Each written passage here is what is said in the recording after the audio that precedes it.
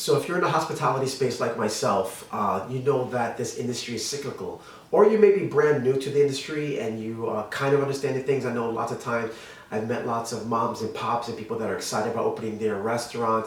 They have an idea, they have a concept, and then they start. But through my years, a bit over a decade in hospitality and marketing, one thing that you'll notice is that there's always a cycle in your business. In all businesses, there's cycles, but specifically hospitality, there are cycles as well, right? So talking specifically to New York City, like we have obviously our year, and we know that the two slowest months are January and July. Everybody's a little bit different, but there's various reasons for that. Obviously, January is a time where during the holidays, they buy lots of gifts, lots of spending, lots of parties. New Year's Eve, lots of spending as well, and it takes time for people to kind of recoup their money, right?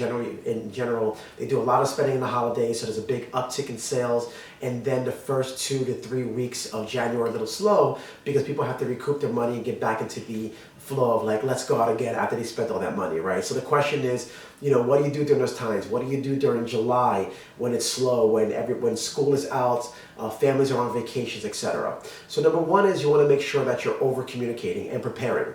So in January, obviously you have Valentine's Day. You want to make sure that you are promoting, talking about Valentine's Day mid-January, even the first week or second week, more probably second week of January, talking about Valentine's Day. You may think it's too soon. It's not too soon. This is exactly when you want to start communicating because you want to have top of mind awareness. So make sure you communicate through social media, through email marketing, through text marketing, stories, etc. Because once again, you want to have top of mind awareness with your customers so they know what's going on.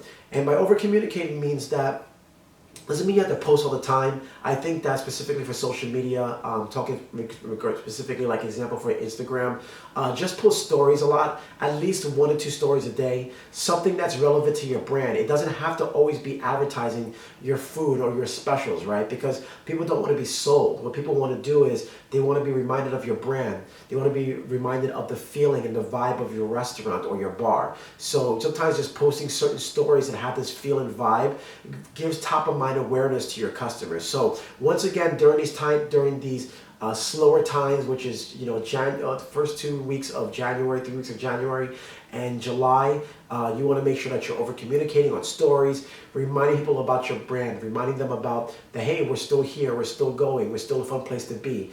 And of course, you're not going to have. You can continue the momentum and have great business, but generally, no matter where your business is, whether it's growing, you're still going to see a dip in January, you're going to see a dip in July. And once again, all you want to do is keep the momentum going. You want to over communicate to your customers. You want to engage with your customers to have the top of mind awareness so that when they're ready to come back to your place, you're the first place that they think about.